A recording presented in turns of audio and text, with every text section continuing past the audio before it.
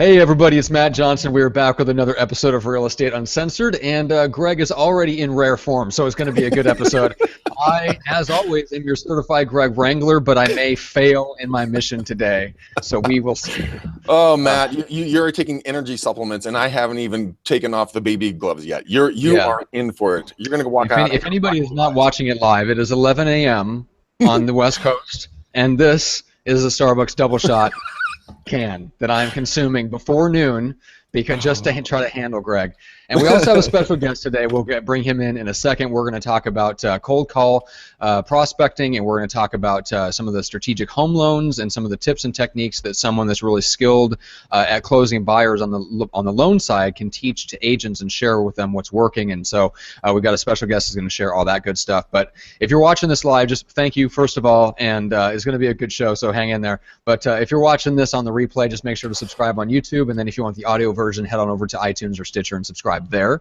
You can also binge on all of our past episodes at McDanielRealEstateSystems.com and get all of our good stuff there, like the free scripts from Greg, the farming training video course. Everything's there at McDanielRealEstateSystems.com. So, Greg, how are you today?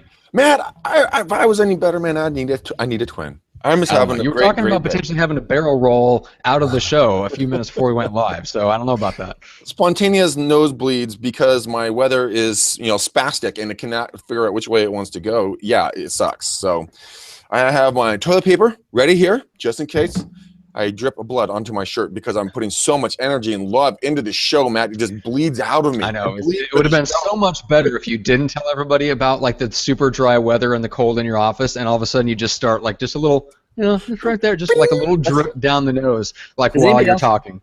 Does anybody else see a sign here? I mean, we have a really high energy person that has nose problems and he's blaming it on the weather. I'm just saying. That's right. Thank you. Thank you. What are you alluding to? It might be snowing in my office. Hilarious. That's right. Yeah, something like that. That's right.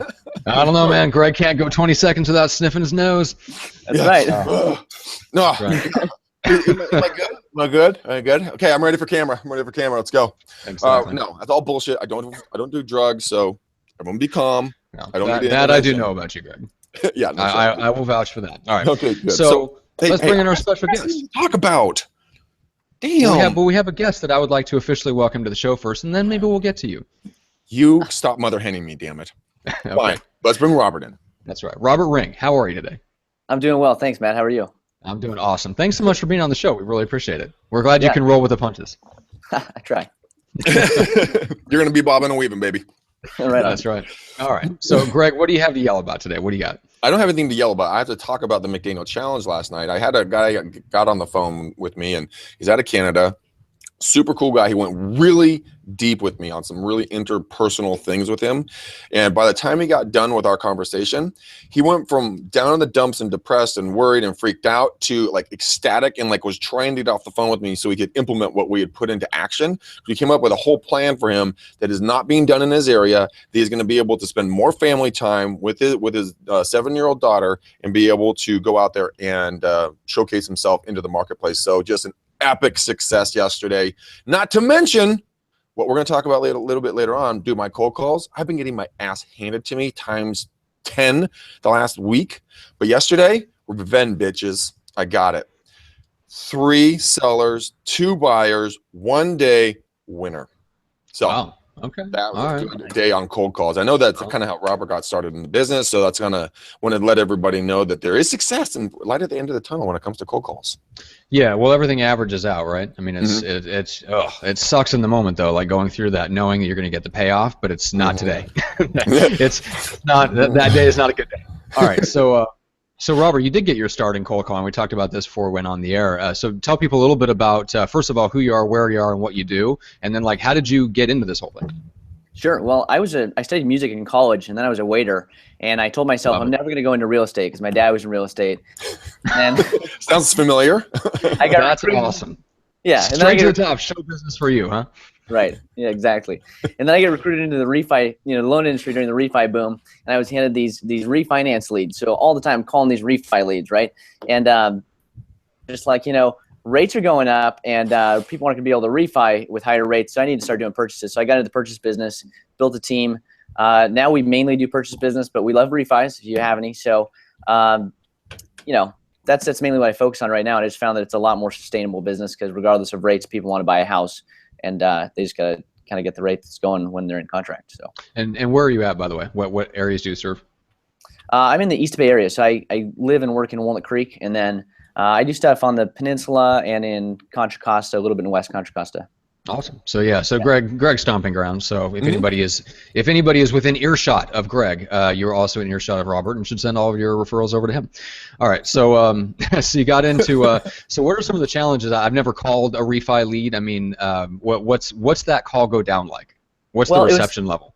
It was pretty easy because we would target people that would get denied by the big banks, and the big banks have additional guidelines. So, I mean, I learned from a guy that was like so good at this. And when I first got into it, I'd call him and be like, "Hey, this is Robbie," and all this kind of stuff. Is Mr. Smith there? And the guy was like, "Dude, don't do that. You got to call him like this." He'd like put his phone on speakerphone. He'd have it down on the table, and he'd be like, "John," and they'd be like, "Yeah, hey John, this is Steve with whatever company we're with." And he's like, "I'm calling because calling about Camino Estrada," and that might be the name of their street. And they'd be like, "Oh yeah, what about it?"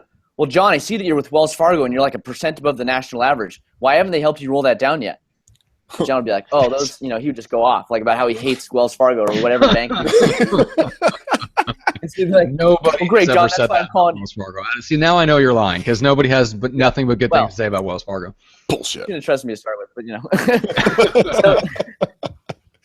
so, Robert, what I really like about that phone call method is that, like, what I've been doing, you put an idea in my head for doing cold calls for real estate agents.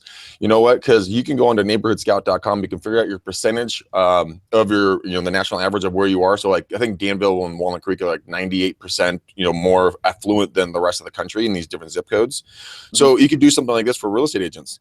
Hey, Robert, Greg McDaniel here with J. Rockcliffe Realtors. Hey, Robert, I'm calling about Camino Estrada. I gotta ask you a question. Did you know you're in the 98th percentile of the most affluent neighborhoods in the area? I mean, why haven't you taken advantage of the prices and sold your home? I mean, help me out. Help me understand this.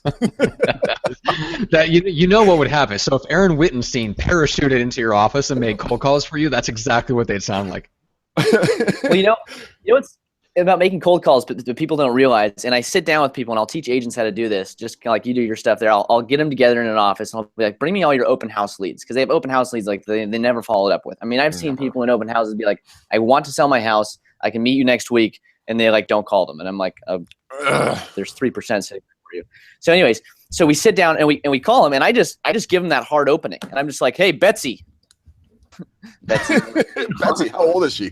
Betsy, this is Rob. You don't know me, but you were working with, whoever over at this open house on this street, blah, blah, like 8 months ago. We're just wondering, where are you in the home buying process and how can we help you? "Oh, well, that's really good. I put it on hold, or I bought a house." Like half the amount of leads that walk through your open house, they don't use you, they bought with somebody else. So it's the hard opening. It's the open-ended question. You get them talking, you find out their frustrations, and then you come up with the solution. And like literally every time I do this, we set appointments, and then the realtor's like, "Oh my God, you got to come in and call all my leads." And I'm like, "Well, why don't you just learn to fish and then send me the whoppers?" Oh my God, can you do all my work for me? That would be fantastic. All right. Okay. Yeah, sure, no problem. That does sound like an agent. That's funny. Can you just come in and call all my leads? Yeah. No, but I mean, so you teach them to fish, is what you're saying, right? So you hold seminars, you hold group calls, and trainings and stuff like that. Do you record this? Because I can guarantee you, viewers are going to want to get their hands on something like this. So what do you do? Well, I just decided right now that I should start recording it probably. Yes. Because that would. What's funny? Dude, what's funny is when I'm telling this to a realtor, right? And they watch the success. Their eyes are like this big. They're like, "Oh my God, he just said 3 appointments." And then they start to tell me how well, I don't really want to shout at my leads, and I don't want to do this. I think it's better if I ask, "Is Jonathan available?" And I'm like, "Okay, great." So you just saw how it works to be successful. It's like Barry Bonds come in, shows you how to hit a home run, and you go, "Well, I think that I don't like Barry Bonds' method. I'm going to use my own method to hit home runs, even though you don't even get on base ever." Stupid. Wait. So no, a realtor would never not use a proven method, would they? No. You would think. I mean, my Lord, I am guilty of this myself. That's not the realtors I know. That's bullshit. Yeah. Oh, you're right. Exactly. That's not. Yeah. Oh my God, that's funny. So All if you right. guys So if you guys are gonna watch Robert, I'm gonna throw you a bone in, maybe under the bus on this. But instead of recording these things, Matt's like, oh God, this is gonna be good. no, I love the phrasing of that. I'm going to throw you a bone and under the bus. That was awesome. So, dude, start doing Facebook Lives and telling people on your social media and all your sphere of influence, all your real estate agents, that you're going to do live trainings on scriptings, and then they can go to your Facebook page and learn about you, your mortgage team, your rates and what you're doing, but also get training from it as well. Boom. There's the bus. Great. Yeah, that's good. Thank you. You're welcome. There's only a 15% surcharge. that's right. It's okay. Okay. on whatever money comes in from that. All right, anyway, so there was something I wanted to talk about before we get into Robert's story. So, Greg, you created this poll on lead gen scripts and objections group. And I'm not responsible for the misspelling. I didn't put that one up. Yeah, well, it's I do make fun of, as you pointed out on another episode, I do like to make fun of people with educational disabilities, so I would have mocked you for that otherwise if I had known better. But you gave people the option of calling FSBOs and expireds, circle prospecting, cold calling, door knocking, referrals, marketing to and calling your sphere and past clients, or implementing a marketing plan that gets the phone to ring, and the last one was sitting on your butt and hoping the phone rings. Surprisingly, people were wildly dishonest and chose FSBOs and expireds and cold call prospecting as their top two methods for generating leads. So I'm curious. I want to bounce this question over to Robert before we turn Greg loose on talking about this poll. But Robert, what are your best sources of business? I mean, coming in from the loan side, I mean, you're dealing with buyers just like agents are. How are you getting them kind of in the door and working with your team? So I usually just align with great real estate agents that need a good lender. I mean, somebody who can really perform and help get stuff into contract. And then, beyond that, just pairing with agents, I'll go to open houses. I'll help them. We can just get clients together, then we can do the work together and we can get them into contract. At the end of the day, it's like, how do we just get this person to work with you and in contract on a house? Yeah. And if I focus on that and I have a handful of realtors that know I'm focusing on that for them, then when they get other people coming to them, they send it to me too, and that's where I get most of my business. Okay. So what are you looking for in like an ideal real estate person to partner up with that actually wants to work and actually wants to like bring clients in?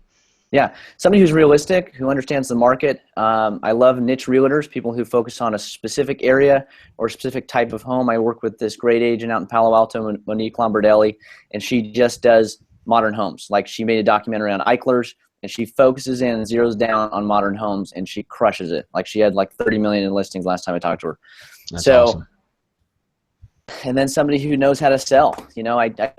It's frustrating working with realtors who don't know how to put together contracts well, who don't know how to execute, communicate, and you're kind of carrying the load, and you're going, okay, well, you're getting paid 3 times more, so I'm going to carry the load, then I want a referral fee. Of course, but that's frustrating. Yeah. And it hurts the client too, because you're like, you're representing your client, so you got to negotiate good for them. You got to do all this kind of stuff, and when you don't do that, it hurts everybody, and it puts more work on everybody. So I want somebody who's really just, knows how to kick ass and take names. So you about 1 in every 100 agents, realistically. I mean, because it's usually the 80-20 rule, but it's more like the 90-10 or the 95-5. Realistically speaking, when it comes to the type of people you really want to work with, that's the type. But what if someone isn't like that, but is willing to be trained and willing to put the time and effort in? Would that still be a viable prospect for you? Oh, I love those kind of people.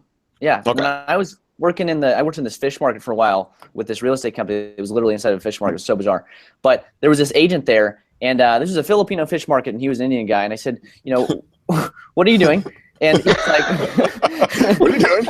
He's like, well, I really like the broker. I was like, okay, great. Where are your deals? He's like, well, I haven't closed anything in like a year. And I'm like, okay, do you have buyers? He's like, yeah, they've been shopping for 8 months. Ooh. I said, okay. Who dresses you in the morning? We started from like a top-down thing, and I literally took him to Nordstrom, and I was like, dude, here's some suits, get these. Took him to the car dealership. I was like, stop driving your mom's Nissan Versa, get this Honda Accord so you can drive people around in a decent car. We got him all shaped up, and then I helped him sell. And within like 2 months, we had like $1 million deals going into contract.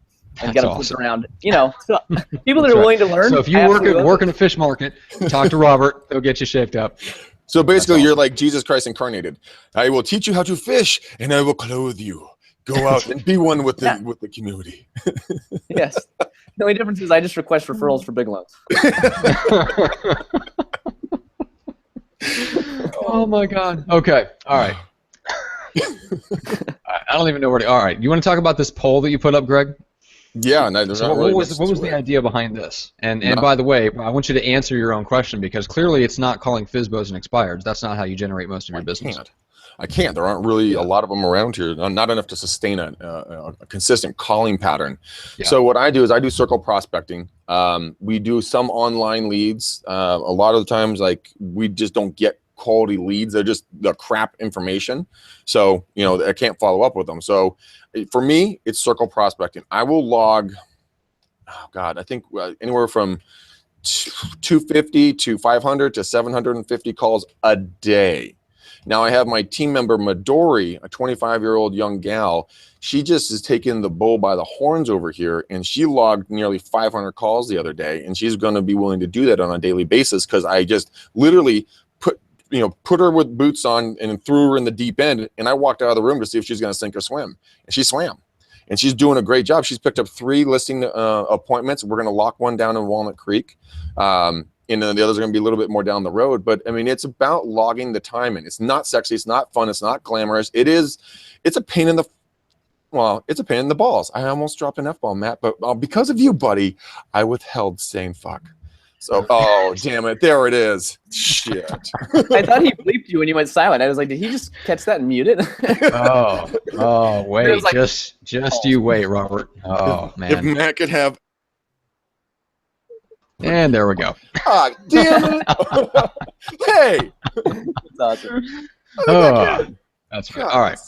So, No, and then you've got your dad and your business partner Chris. That they're primarily bringing in business from past clients, sphere, and networking, right? Yeah. It is a lot of Chris, straps on some spandex and jumps on tiny little bike and goes riding around. He calls it cycling. I call it wearing spandex. But it's really called a kit, if we want to be technical. Right. No, but realistically, his cycling brings in a shit ton of business. We have a lot of fun. He has a lot of fun. I wouldn't get on that thing. That'd make my butt hurt. And Terry does a lot of just old school, just, hey, Bob, how are you? He's down having a hamburger at a local restaurant. And the guy goes, hey, I'm thinking about selling. Come over. Okay. I mean, this is what happened. We just sold a what do we actually sell it for? Like $3.6 million home. The buyer, we represented both sides. The buyer wrote a check.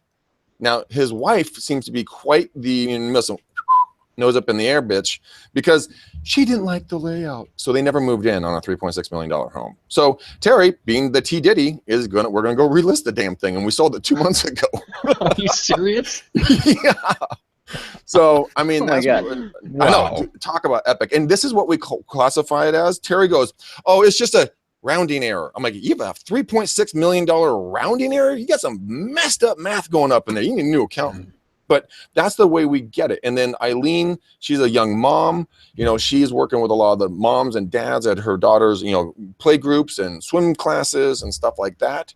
And then open houses. Open houses are huge along with door knocking. So we use a variety of the stuff, but we typically tend to do old school because that is what has worked for us, and that was what our clientele respond to here in the communities. I mean, we do get some of the F-offs on the calls, but I just high-five my teammates going, yeah, I got an F-off. Keep moving forward. But that's also mindset. Well, yeah, and I was just talking to a guy. I'd like to have him on the show here in the next couple months, but he's coached with under Craig Proctor's system for a long time and has since left him and has been on his own for a long time. But he was talking about just how bad. How do I put this? Yes, he was talking about how bad the state of realtor lead generation is right now, in the sense that we are flooded with leads. We have thousands of leads. We're drowning in leads, but no one is converting them because the cycle of what it takes to convert a buyer just keeps getting longer and longer. So they're starting their search online so much earlier in the process. I mean, we call them tire kickers, but they're still thinking of making a move at some point, but they're starting to get on earlier, and we're capturing them as leads when they're not really thinking of doing anything for 6, 12, 18 months or whatever the case is. And so what he did is he locked himself away. He actually became an Infusionsoft certified as part of this process. He literally locked himself away and built follow-up programs for 2 and 3 years. And you see, they're actually monetizing people that first came into their system 3 years ago. This is a guy out of Boston. So I want to have him on to talk about that process. But it's very similar to what Greg Harrelson talked about on that last episode we did with him about database and marketing and automation.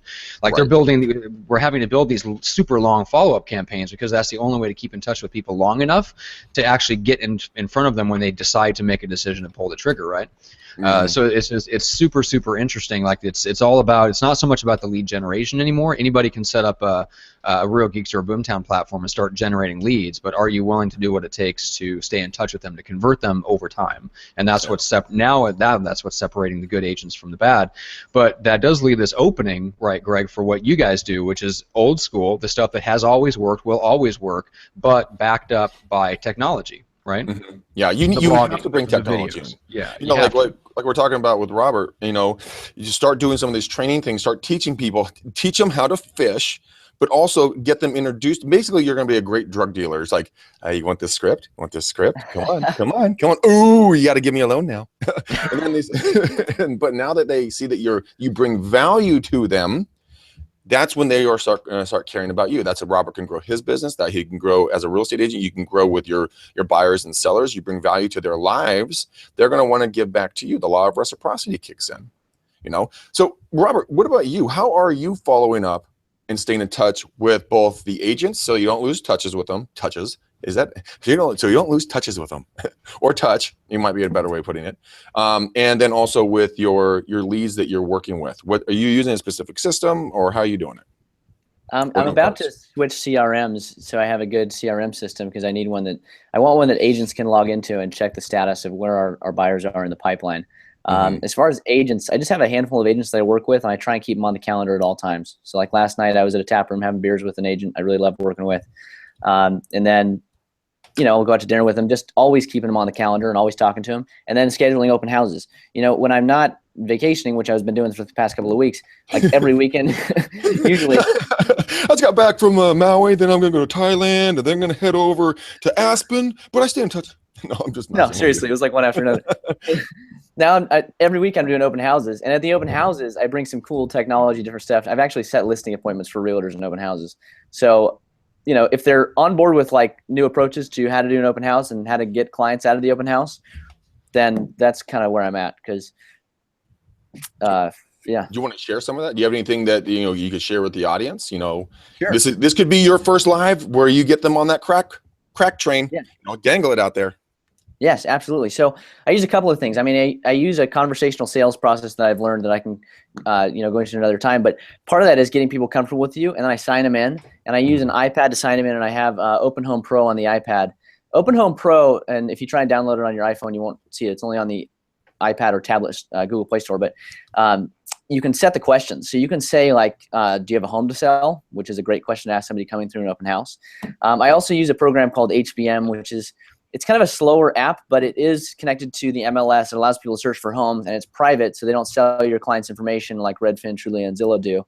And you get notifications of the houses they're looking at and all that kind of stuff. But when you sign them up, and you can sign them up at open houses, it asks them their current address and if they want to be put on a sold home alert. And when I have that conversation, I immediately go in for, okay, well, do you plan on keeping the home or selling it? Well, we'd like to sell. Great. How soon? And I've literally had people be like, well, I want to sell it immediately. Great. Do you have an agent? No. Can I set an appointment with this one for you? Sure. This one? This clown shoes? Yeah. Okay. That guy behind me? Yeah. Yeah. The one drooling and they has a wonky monkey watching eye that's like, yeah. Yeah. Yeah. You're like, hey, I got you an appointment. And they're like, oh, cool. Yeah. Oh man, I could go off on a funny joke on that. That's right.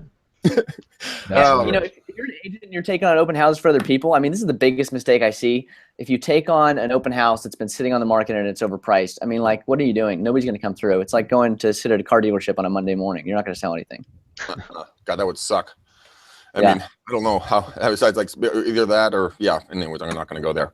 But I agree with you. You have to price it correctly. I mean, otherwise you do a disservice to your sellers. And if your sellers are unrealistic in regards to the price of the home, the market conditions, or anything else, then you need to be the professional and advise them not to sell at this time, wait for the market to appreciate or something like that. Mm-hmm. It's one of those things that I know I've had a lot of lenders sit at open houses with me. And a lot of the time either, and this actually goes back to Wells Fargo. The guy sat there for like a minute, no joke, set up all his shit, and then he's like, I gotta go, dude. I gotta go. I'm like, the fuck just happened? I mean, seriously, you just like you made the effort to come here. You got dressed. You put your pants on, thank God, and then you got here and you just bailed. I mean, more lenders need to be like you that are going to be out there. They're going to be doing the follow up. Now, do you do any prospecting on the agent's behalf? Oh yeah, absolutely. Like we share the leads that came through the open house, and usually we'll either get together and call them together, or I'll just call them and follow them up. Some of my agents just send me like Zillow leads, and not even like the long form ones, like the ones like somebody just inquired. And sometimes they're like, I can't even get a hold of them, I can't get them on the phone, and I just call them up and I use my script, and I'll get a loan application, and then I'll call them back and I'll be like, they don't have any money. But flat broke. Yeah. That's too damn funny. Oh man, that's awesome. So what? You cut me off? No. Oh, thank God. You've learned your lesson. I mean, I could. I mean, it's a great segue to cut you off. I do enjoy doing that from time to time. Well, right, why don't we take a second and give some people some shout outs, and then I'm curious about Robert's like story and just like the team that he's built, and then some of the things that he's seen in kind of the lending. I really want to get into that part of it and just see what's maybe coming down the pipe here over the next few months, 6 months or so. What do you say? Let's do it, man. Yeah, so like I said, go to McDanielRealEstateSystems.com. You can check out Greg's free scripts. You can go to Greg'sFreeScripts.com. You can go there directly and get his document that's got all of his favorite scripts, along with links to videos where it actually goes through all the phrasing and tonality of the scripts, so you can hear them and see them, which is really key to getting those right. And then if you go to farmlikegreg.com, that's our video training course for farming, but it also covers everything from prospecting to cold, warm, and hot leads. Events you should be running. Greg does a bonus video where he goes like a half hour and just sits on Zillow and takes you through all the weird and interesting stuff, the ways that he uses Zillow, which is ridiculous. Super, super in-depth. So that's farmlikegreg.com. And then, Greg, who do you have to like shout out for? Dude, I got lots. I can't write them down anymore because there's too freaking many of them. But Travis, last night talking with you, man, was so epic. I love to watch the transformation that took place. Keep me in the loop. I want to see how everything goes. I think you're really onto something.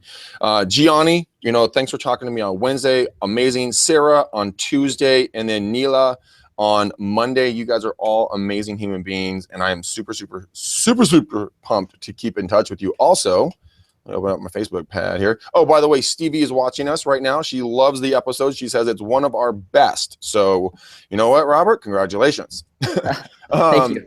John Richmond out of Monterey. What's up, man? He is watching us as he goes and runs, and it's helping him get his business. He has seen a large increase in his business based upon our podcast, he says. Awesome. Jeff Latham, cool. Thanks for pimping us out to all of your team and making them watch us. Matt and I appreciate it. Thanks, Jeff. Then we have Kelly, Mike, Nor, Bonnie, Tony, Elizabeth, Rachel, Tina, Gory, and Paul. Those are some of the most recent conversations I've been having. You know what? You guys are epic. Keep them coming. Facebook message me. Follow me on Facebook, guys. Do not friend me on Facebook. Facebook is being a dick and won't let me have more than 5,000 friends. So follow me there. That would be amazing. Or shoot me a text or a call at 925-915-1978 for the McDaniel Challenge. And Matt, do you know what? What? They're going to be April kids. Oh, I know. We're all out of March. Now they're April kids. Yeah. So, well, they're just not cool. That's it. It's I know. Unfortunate. We'll get into what the McDaniel Challenge is at the end, guys, but I'll give you a hint. It has to do with something free. Just good. That's right.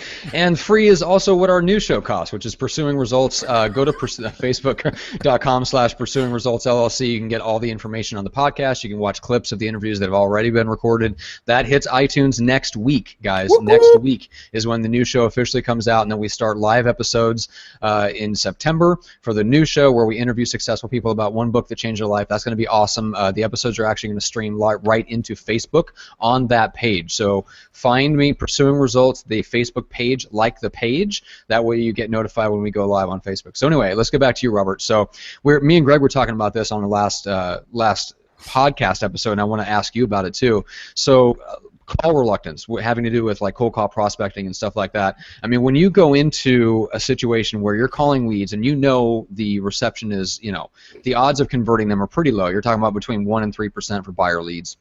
Mm-hmm. So how do you go into that? I mean, you got handed a bunch of refi leads, which they've got to be around the same conversion ratio, maybe. I mean, they're certainly not pre-qualified or anything like that. They're just handing you a bunch of leads.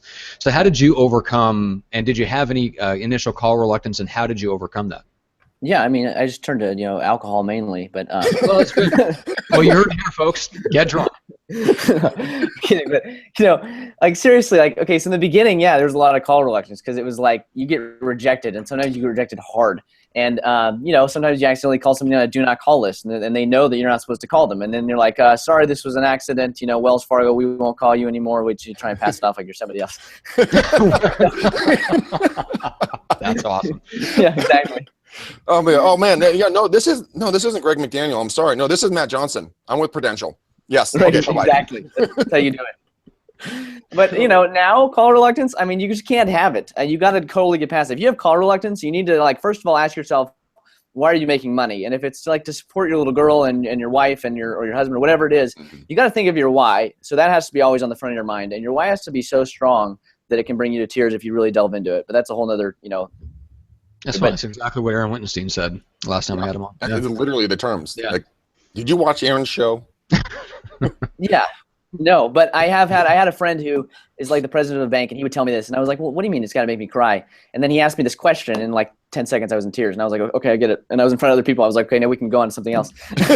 Wait. You can't just skate over that. What was the question he asked? Yeah, back it up. Well, he said, who was the most influential person in your life? And it was my grandmother, and she passed away in 2009 of breast cancer a day before I moved into college, and she moved me in, or she went with me. So it was all very emotional for me, and she had a big influence on just who I am as a person and why I do what I do, and I never really connected that. But when he said that, it immediately hit me, and I was like, oh, Nana, and it was overwhelming. That's awesome. That's the most powerful thing, and I talk about that a lot. The exact same thing. Your why it can't be pushing. It has to pull you. It has to pull you out of bed. It has to pull you forward. It has to pull you to that phone.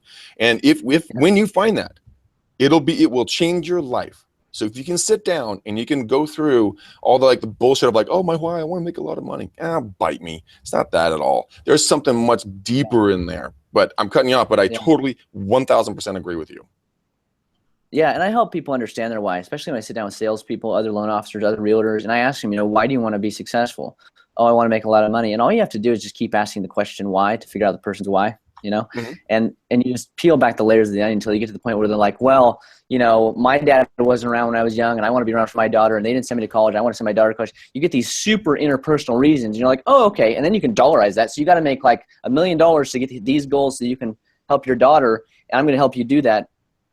Partner, and they're like, yes, I do. I'm like, great, send me some loans. So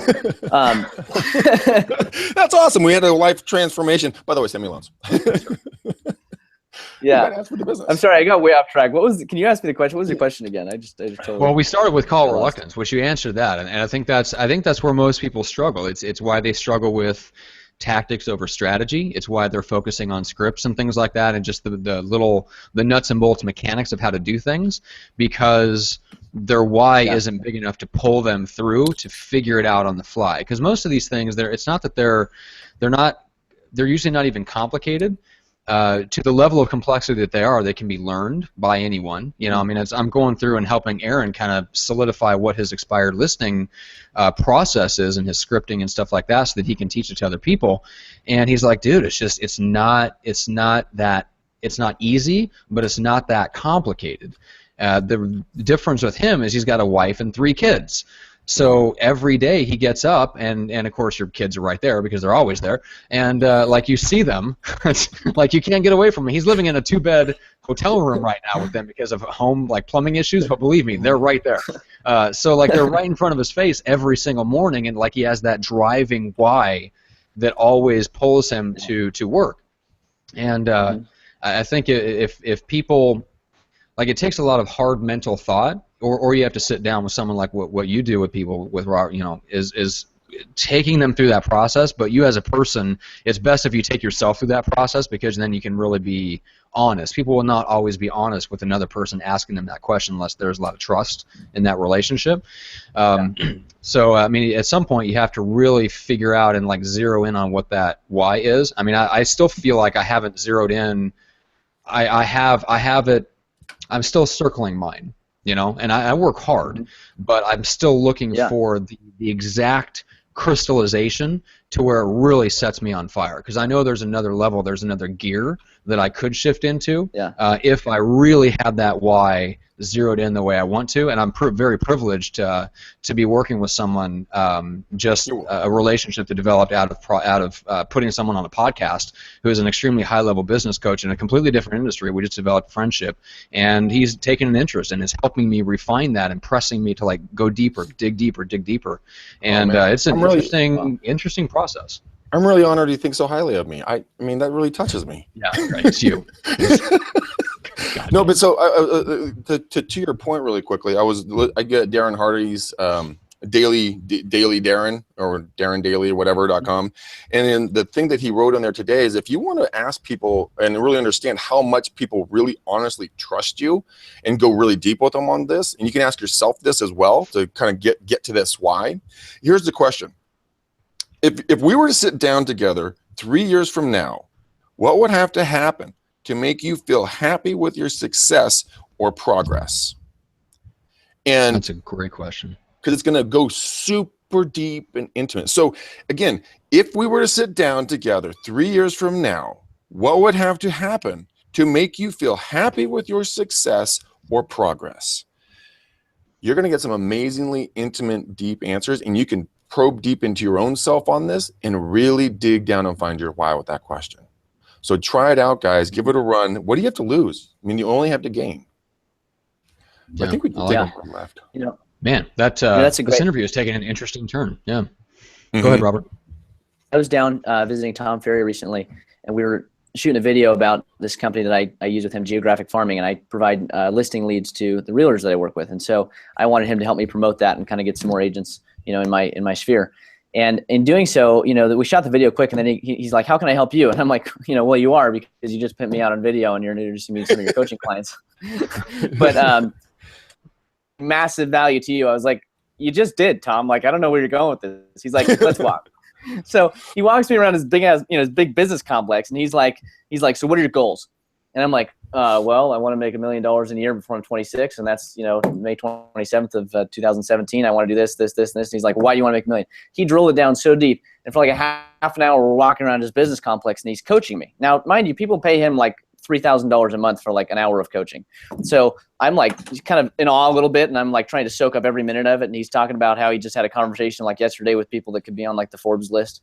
And so anyways, we go back in his office. He takes a Sharpie, goes on his whiteboard wall, and he's like, "Okay, you're 24 now. You'll be 34 in 10 years and 44, in 20. We know what you're doing now. I want you to write down what you want to be doing in 10 years and what you're going to be doing in 20 years. I'll be back in 5 minutes." Hands me the pen. So I'm like, "Okay, cool." So I start writing it out, and I just start writing away. And I come back, and then he's like, "Give me your cell phone." Takes my cell phone, snaps pictures of it, puts his phone number, his personal cell phone number on my phone. And he's like, "Okay, I want you to text me, call me, and email me, make sure that you hit these goals." And then he helped me on a couple of them, because I guess I wanted to be in politics and own companies. He's like, "There's a little bit of a conflict of interest there." Yeah, just a little, but it's done. That is politics these days. Yeah, no kidding. Monsanto, what? Oh yeah, Monsanto. Right. So that's deep. When you think about the future, when you think about where you want to be in 10 years and 20 years, it resets your frame of mind. You want to look at life from like 30,000 feet up, take the objective view and go, "Okay, in what I'm doing today, do I love it? And is it getting me to what I really want to do tomorrow?" Because if it's not, then you should really pick a different profession. So like if you're facing call reluctance every single day, you just can't find a way to get out of it, maybe you don't love your job. Or you're not going, or maybe you just find a way to get over it. Or you're just not going to go do it because you hate it so much. I saw another quote today from my friend Gina, and it was interesting. It was this: it's like, if you had a bank account that every single morning it deposited $84,500 into your bank account, what would you do? How would you spend it? And obviously, it's not actual money, because at the end of the day, anything you don't use gets wiped away. There's no rollover. You have to spend the $86,500 or whatever every single day. Now, those are the exact amount of minutes that you have in every single day, or seconds, I might say. So it's a long day. It's 86,500 minutes. those are seconds. So how are you spending every single second? You have to live in the present. You have to be 100% honest with yourself. I mean, there is something that I'm wrestling around with right now that I don't love anymore. I just flat out don't freaking love it anymore. But it brings in, some money for me. So I have to make a decision on what I'm going to do about this thing. And I think Robert and Matt, what we're talking about is identifying that why. Is it going to get me where I need to be in 10 years? Absolutely not. So I think I need to cut it. Is this your wife you're talking about? Because I would really, Is this your wife?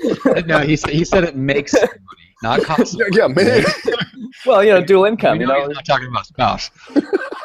This is the first time I've ever had a wife on the show. This is a new twist. Yeah, right. Robert, what I always mess around with Matt. He's not married. He has a beautiful, wonderful, incredible girlfriend. But I always tell Matt he has his wife Julie and his 3 obese, floor denting babies that we always pick fun of. But that's funny. I can't believe we're both married, Matt. Congratulations to us. Congratulations to you. All right. All right. Yeah, that's. I was talking with Aaron about this. About Robert, you mentioned the. If you can't get over the call reluctance and you're facing it every day, then maybe you don't love your job. And Aaron had a great perspective on this because he doesn't like it either, but he does like the rest of it, which is prospecting. Like real estate is your career, it's your business. Prospecting is your job. You don't have to like your job, but you do have to like your business. So you can also come to terms with it that way. Say, look, yes, I don't like this 2 to 3 hours out of the day. It's not my favorite thing to do, but it allows me to do all this other stuff that I do enjoy. Now, if you don't enjoy the other parts of the business enough to get you over that hump, then that's a problem. Mm-hmm. I hated working with clients, and so I'm on the sales and marketing side of real estate, and that's where I want to be. Like I found my sweet spot.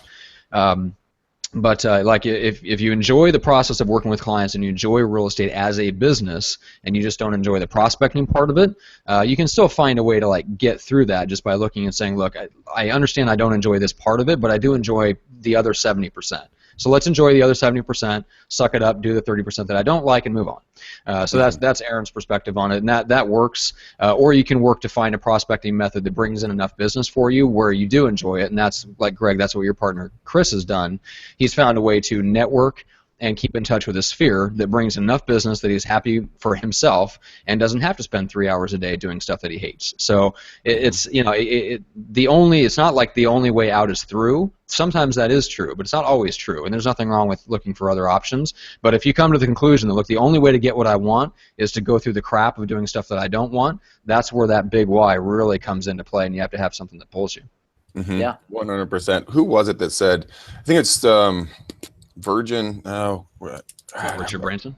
Yeah, him or Steve Jobs both say that, if you wake up enough days not liking what you're doing, you need to make a change, because one day was going to be your last day, and you're going to go back and say, damn, I really wish I had not done blank for so many years or so many days or months or whatever else. And that's why when I do McDaniel challenges, I drill deep on people going, why are you in this business? Why? What is your gig, man? And people come up with amazingly weird answers because everybody's different. Everybody has a driving thing. I mean, Matt, you got to pay for insulin for your obese babies. I get it. I mean, it's okay. It's a high monthly bill, believe me. Insulin for your obese babies. Oh my God. But for me, it's when I went down to $35 to my name. I was embarrassed. I was humiliated. I had to go through foreclosure and bankruptcy. I lost my houses. I lost my cars. I lost friends over that shit, man. I will never, ever, ever fucking go back to that. Ever. And that's why I push and drive so much. That is why I give out to the universe, because it's going to give back to me. So you guys, you heard my voice on that one. I will never go back to that. Yeah. And like you, Robert, it does bring me to tears. When I talk about my story, it brings me to tears. Matt's seen it. Mm-hmm. So people need to do that. I've been in that spot. I mean, not as bad as you just mentioned, but I did hit rock bottom, and I had no money to my name, and I was in debt, and it crushed me. And I just said, I'm never going to be here again. I started waking up really early every morning and putting on a suit and tie and just going out and selling like crazy. And within 90 days, I was like the #1 producer in my branch. I had like 8 million in active deals going. It's amazing what happens when you make your mind up. It's amazing. Yeah, dude, clarity is everything. It's that's the thing that I see most people struggle with, like agents especially, and you can see it on the Facebook, groups that we're all a part of. It's everybody's looking for like a shiny tactic, some nuts and bolts thing that they can do, when that's not really the issue. The issue is clarity. What do you really want? Why do you want it? And figure out how to go after it. It's just clarity is everything. I can't say that enough. I agree. And I think you got to get tactical about it too. I mean, because if I paid you a certain amount of money, you would like doing what it is, unless you just inherently hate doing it, like maybe digging a ditch or something really just grotesque, you just hate it. But it's like, if I paid you like $1 million salary just to get in the office every morning for 3 hours and call some leads, like you wouldn't even care. Like the money's coming in, you're like, okay, Betsy doesn't want to buy a house. John doesn't want to buy a house. Oh, Tyler does. Great. Well, now I got a client. But you don't care because the money is there. So if you think about it in that way, think about, well, how much money do you want to make? And then dollarize your money per hour, and then go, what tasks do I not like? And then delegate those out. And then also ask yourself, what tasks would I not pay somebody the amount of money that I make per hour or want to make per hour to do? So if you can pay a cold caller to call for you and it's like $150 a day or $150 a week, and it doesn't equate to your hour, then delegate it out, push it out. You think, well, I'm not gonna have any money left. Well, no, you're gonna have way more money because you're gonna have a lot more business because you're gonna be paying people to do the things that your time is not valuable enough to spend doing. Yep. Now that presupposes one very important and sadly failed assumption, which is that agents, if they pay someone to do all the busy work, will actually invest that time in more prospecting. So right. true. Yeah. That's kind of important. You actually have to do that. We forgot about our Achilles heel on that one. Yeah, it is an Achilles heel. And that is the truth. Like when you talk to people about, like they understand the concept of, I know I should probably hire an assistant, but I just can't let this stuff go. Like I think when you really get down to it, they just rather do that stuff than prospect, which is, that's fine. Like if that's the business that you want to have, if you enjoy just the client service part of it and you're not looking to grow a team and you're not looking to make $1 million, great. But accept it, own it, and then live it. Don't complain about not making the money that you want to make while you insist on doing everything but lead generation. Like those two things are incompatible. It's one thing if you're happy at that level and you want to stay there. I don't think there's anything wrong with that. There's other ways to grow in business and as a human being besides always growing and trying to make more commission and do more deals. But if you're then following that up with complaining that other people are making more money or they're farther along in the business or whatever the case is, and you're not willing to actually put more time into lead generation, that's where I see the problem. So let's finish this out. One thing I'm going to add in there. I want this to be very, very clear for everybody. We're talking about some really deep shit here, but you also need to understand you cannot compete against anybody else and what other people's dreams and goals are and what their whys are. It needs to be true to you. Yeah. So when you build your business plan, don't build a business plan. And everyone's like, what? Don't build a business plan. What are you talking about? I need you to build a life plan. Okay, how do you want your life to be? Do you want to spend more time with your kids? Do you want to spend more time? Do you want to make $1 billion and have the biggest team in the entire country? Do you want to make a comfortable living because your wife has a comfortable living and you have no debt? Build a life plan that you are going to be truly, truly happy with, and then fill your business in those gaps.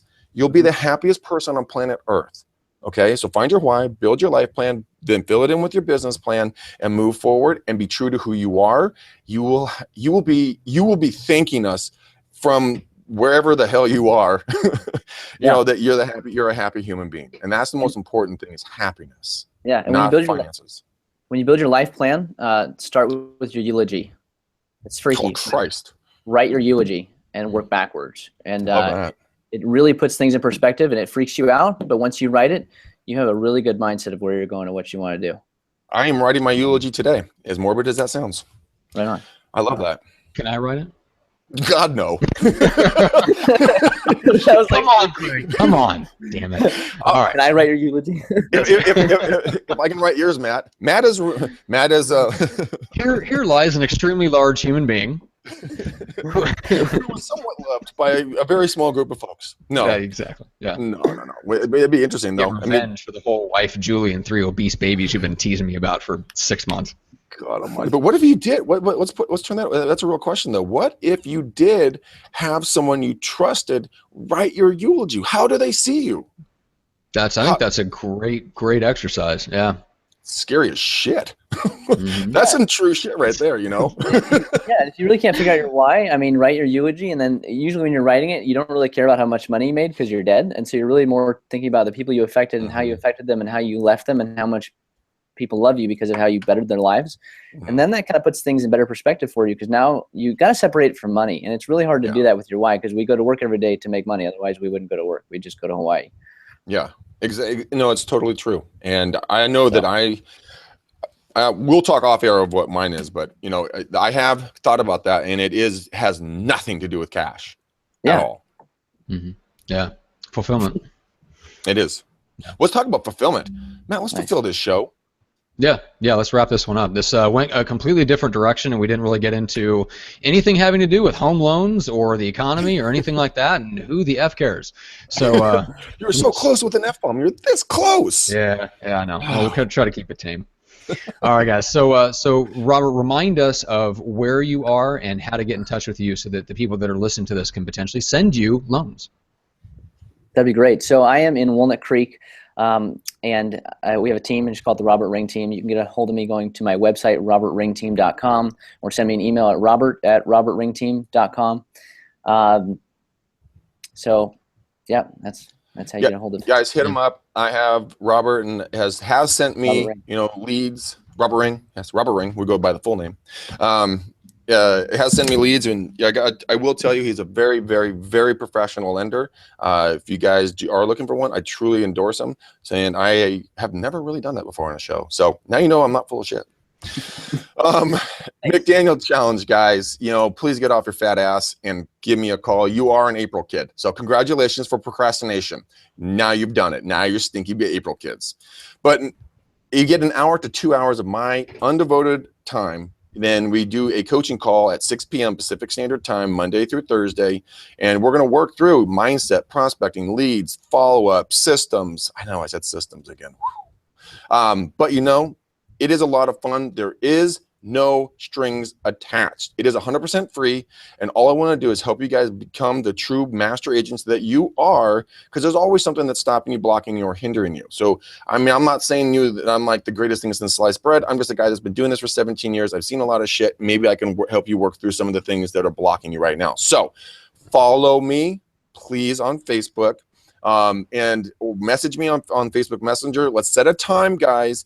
My phone, I swear to God, this thing is up to date. See, it just turned on. I don't know why I did that, but it did.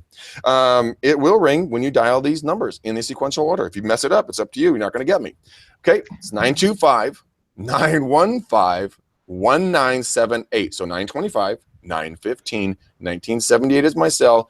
Book your time for the McDaniel Challenge, guys. It is a lot of fun. We sit back and have a few drinks, and we just laugh and chop it up together. And if you want to bring your business partner or your team members or whatever else, bring them on, man. It's a party. So there. Boom, done. Oh, sounds good. And all I have to contribute for the rest of it is just check out the website, McDanielRealEstateSystems.com, or you can go directly to farmlikegreg.com if you want to check out the training course we put together last year. It is super, super in-depth. It's like 8 hours of content, a couple of bonus videos on how to use Zillow, how to run events, and then we've got some great episodes coming up next week. So we've got Josh Anderson on Monday. We have got Brian Trachel, a LinkedIn expert. We're going to go super deep on how to prospect and then cold call potential clients and referral partners off of LinkedIn. It's going to be ridiculous. I met him in person at an event here in San Diego, and the presentation he put on was ridiculously good and ridiculously in-depth. He's also going to talk about how to psychographically profile people from your farm onto LinkedIn, find them, and actually connect with them personally so that the people in your farm are not just addresses, they're actual people with jobs and that you can connect with and interact with. So that's coming up on Wednesday, and then on Friday we've got Jenny Wallach. So I think Greg's going to be running the show himself on Friday. Good Lord help us all. So the apocalypse is next week. Fantastic. Live like it's your last week because Greg's running the show by himself next Friday, and the world will end. And we'll just end it right there. Yeah. You butthead. That's right. All right, guys. Thank you so much. We will see you next week. Everybody have a fantastic weekend. Robert, we really, really appreciate you, and we appreciate all the viewers that were watching live and everybody that's watching the replay. Make sure to subscribe on YouTube, iTunes, and Stitcher, and we will see you guys next time. Love you guys. Yeah, thanks.